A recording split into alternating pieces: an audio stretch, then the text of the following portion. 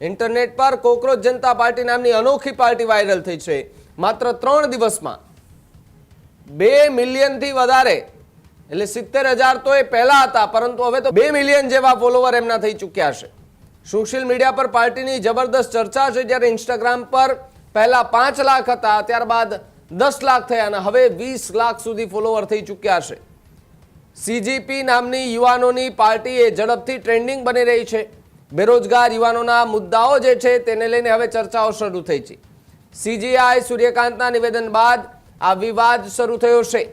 યુવાનોને કોકરોચ ગણાવતી ટિપ્પણી બાદ હવે વિરોધનો સૂર ઉઠ્યો છે।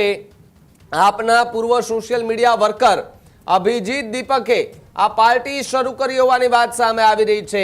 યુવાનો સોશિયલ મીડિયા પર મીમ્સ અને પોસ્ટરો જે છે તે લગાતાર શેર કરી રહ્યા છે, ત્યારે પાર્ટી પોતાને અવગણાયેલા લોકોનો અવાજ તરીકે રજૂ કરે છે।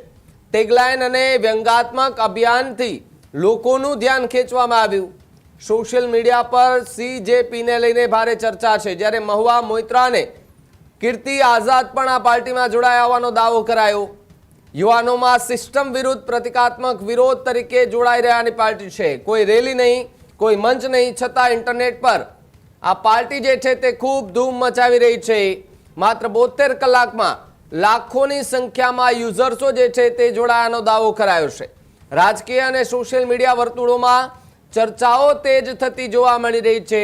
કોકરોચ જનતા પાર્ટી હવે સોશિયલ મીડિયા પર સૌથી મોટો ટ્રેન્ડ બનતો જોવા મળી રહ્યો છે।